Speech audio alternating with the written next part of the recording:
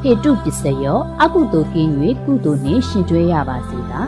အာရမဏပစ္စယောမျက်စိနှင့်နားသည်နိဗ္ဗာန်သို့မျက်မှောက်ပြုရပါစေသာအဓိပတိပစ္စယောယုံနံနှစ်ပါးကိုစောင့်ရှောက်ထိမ့်သိမ်းနိုင်ရပါစေသာအနန္တရပစ္စယောများလှစွာသောကုသိုလ်တရားများကိုမျက်မှောက်ပြုရပါစေသာ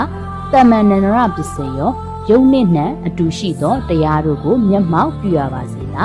သဟဇာတပစ္စယောရုပ်ချင်းနံနံချင်းထင်ရှားစွာသိရပါစေသာအညမညပစ္စယောယုံမှနံတို့နံမယုတ်တို့ပြောင်းလဲ၍သိရပါစေသာနိတ္တယပစ္စယောယုံနံနှစ်ပါးတို့၏တရားကိုသိရပါစေသာဥပနိတ္တယပစ္စယောယတနာသုံးပါးကိုဥထိတ်ထားရပါစေသာဥယေဇာတပစ္စယောရှေးကဖြစ်သောအကုသိုလ်ကိုပယ်၍ကုသိုလ်ကိုမျက်မှောက်ပြုရပါစေသာပစ္ဆာဇာတပစ္စယော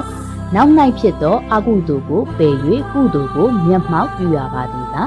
အတေဝနပစ္စယောလိုရာဆန္ဒမရှိအောင်ပြည့်စုံရပါစေသာကမ္မပစ္စယောကံသုံးပါးကိုထိမ့်သိမ့်နိုင်ရပါစေသာဝိဘာဂပစ္စယောဝိကျွေးသုံးတွေကိုပယ်ဖြတ်ရပါစေသာအာဟာရပစ္စယောလိုရာဆန္ဒကိုပြည့်စုံစွာထောက်ပံ့နိုင်ကြပါစေသာအိန္ဒရိယပစ္စယောနာယုတ်ကိုထိမ့်သိမ့်တတ်သောပညာနှင့်ပြည့်စုံရပါစေသာဇာနာပစ္စယောသူတော်ကောင်းတရား9ပါးနှင့်ဉာဏ်စဉ်5ပါးတို့နှင့်ပြည့်စုံရပါစေသာမဂ္ဂပစ္စယောဘာဝနာ2ပါးအပေါင်းတို့အာယုံပြု၍အထွတ်အထိပ်ပညာကိုရပါစေသာတံပယုတ်တပစ္စယောသူတော်ကောင်းတို့နှင့်ပေါင်း၍ခုနှစ်ဖြာသောတရားနှင့်ရှင်တွဲရပါစေသာဝိပယုတ်တပစ္စယောသူယုတ်မှနှင့်ဝေး၍အကုသိုလ်နှင့်ကင်းရှင်းရပါစေသာအဋ္ဌိပစ္စယောသမုဒ္ဒိနယ်၏အရှိန်ကိုဟုတ်မှန်စွာသိရပါစေသာနတ္ထိပစ္စယောပရမတ္တမရှိတရား၏အတိကိုမျက်မှောက်ပြုရပါစေသာ